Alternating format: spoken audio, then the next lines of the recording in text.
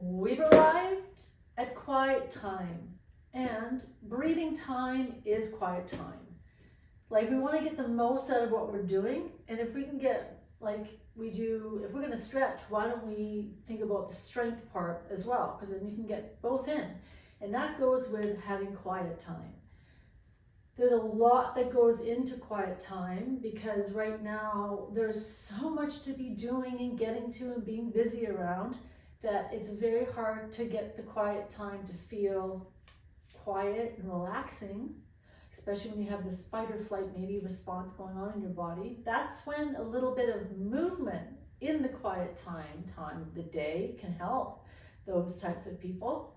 But the idea here is to really get grounded. Okay, now we can get grounded easily by just lying flat down on the floor, face up, done, right? Or you can go outside, depending on the season and the person. You can go outside, it can be seasonal. Take your shoes off, socks off, get your feet in the grass.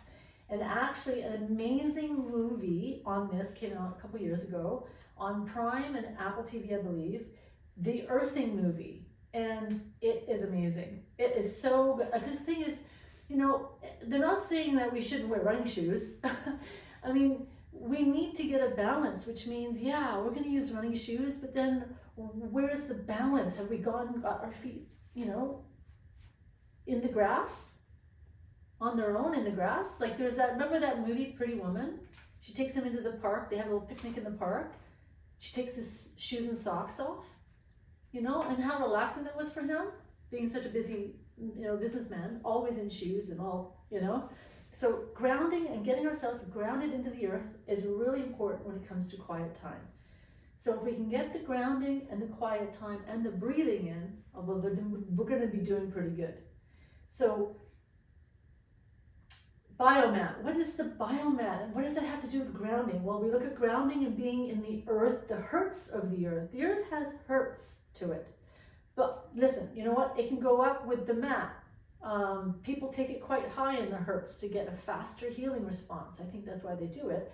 So all of that grounding brings you back to parasympathetic. So if you were busy and you're out at the edges of that, you get back to the center and you can calm yourself down, and all of a sudden the healing response you get is so quick. You get to the parasympathetic side to the nervous system. Remember, that is the other side to the sympathetic, the fight or flight, the go, go, go, right? This parasympathetic is where our tissues will heal, our brains will heal, everything will heal. We'll sleep there, we'll rest there, we'll digest there. So 20 minutes, second point, 20 minutes max at the top end. Now, that's a busy day. You got to get in, get out. Now, there are days where you can go longer than that, fine, but know that, that if you take more than 20 minutes, and for some, it's actually not even 20 minutes, and that's a conversation for the challenge. Everyone's a little different. What we want to avoid is you falling asleep, like falling into a deeper sleep, because the longer you go after 20 minutes, you get up and you feel groggy, like the day is not going to start up again for you. You do less than 20 minutes, you can get out of that and have a little mini morning for yourself. So using myself as an example, I have my 20 minutes and I have this little mini morning where I'll get up, get the cup of tea going on, do a little bit of chi. This is a good day, by the way. That's the routine that I plan after I do a little bit of this. So then after the chi, I've got clients that are coming in end of the day, so I feel alive. If I go too far past that 20-minute point, it's not feeling so alive. I have to work, and maybe I'm not really in that kind of energy to work, and so that's something to note. More than 20 minutes, you'll know that it's going to be a struggle to get back into the game of work. Okay, so that's the point 2. 5 minutes deep breathing practice with a dish. So this is where we look and go, okay, hold on a second, we'll jump to 3. Are you a mouth breather or a nose breather? And sometimes you don't even really think about it until somebody asks you. And sometimes we go through phases that we're going through something and we have to breathe through the mouth for whatever that is. So taking 5 minutes a day during this 20 minutes, usually the beginning, right? Because you haven't gone into that state of relaxation yet. You can kind of stay with your brain and do a little bit of work. You put a little dish on your belly button, and this is for nose and mouth breathers. This is very hard to do for mouth breathers, for most mouth breathers. If you're a mouth breather, but you know that you usually nose, and now your mouth right now breathing, that's fine. You're going through whatever you're going through, you need to breathe through your mouth. It could be anxiety too, especially if the mouth breathing is kind of like, you're having to like catch your breath. I mean, I went through a time where my anxiety was quite high, and I had to actually get some coaching on this. Couldn't figure it out. It felt like I was, you know, that like when you cry, a deep cry, and you kind of have that catch of more air feeling, like the body wants more air, like catching its breath. I was doing that quite badly, and it was wild. And so it turned out that was anxiety. That's how I was expressing my anxiety. So I was way over the edge there with like balance. So as soon as I got myself sort of into more of what I was learning and being coached around, it went away. So there's a few things on the breathing pattern that's really important to know. And then I'll dive into a little bit more of that. Like respiratory rate is another way that you can check in with yourself and keep things honest on what you really need. So mouth breathers, this is a great exercise. May not be easy, so just take it easy and don't think forcefully around this. This is about you becoming present to you being breathed without having to think about it. There's an art to living you. And so that art needs contemplation.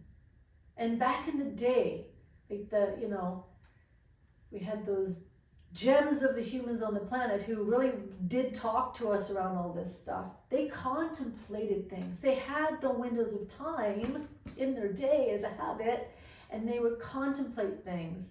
And doing that helped guide them through their life. So it's important when you are trying to create your dream life or whatever you're trying to create, that you have contemplation time. So what happened with me doing this on a regular basis every single day, that ended up becoming a muscle that I had started to like put to work. So when moments of contemplation arise in my day, I can kind of get back to that state with myself and contemplate things. That muscle is ready to rock and roll, right? I'm not bouncing around as much as I used to. There's a lot more attention to detail, a lot more, less distraction, holding my attention longer.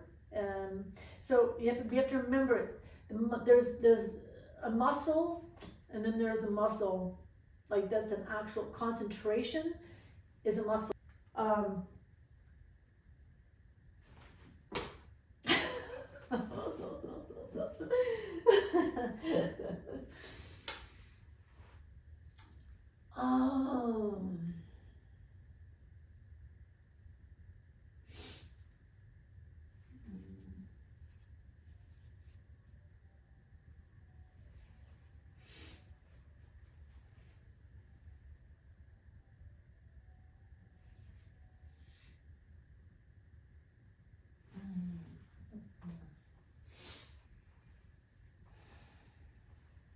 The exercise, okay, the dish right there.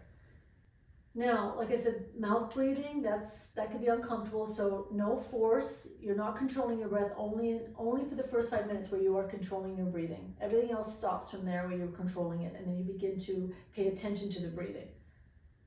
That sort of gets to that relaxation state, homeostasis, and then you just coast for whatever the remainder of that is for you. And I'll teach you how to figure out what it is for you personally on the challenge when we dive in deeper. The dish on your belly button, okay, helps the brain feedback. Like the brain wants to know what to do. So you put a dish on your belly button and you'll feel it there, right? The brain feels it there. So when you breathe in, the goal is to allow that breath to go down in towards your belly, so the dish will rise up a little bit. It may not move at all, like you may not even get the breath down far enough. Please don't let that freak you out. It's no big deal. Everyone's different. You have to honor that. It's like a muscle, right? You have to just, the diaphragm, man, it gets really tight and caught up in there. I'm nauseous just feeling like, just even doing that. Like so just take your time. Just You know, and if you, like, hydration again plays a huge role. The dish thing is pretty good. So it's only for 5 minutes. So you just kind of practice it and it gets way better. And then soon you won't need the dish. You'll need the dish for something I'm going to do with you in the challenge. Another exercise that's kind of fun. And then what you'll find is that you will become more of a nose breather. Actually, things can kind of really calm down from there.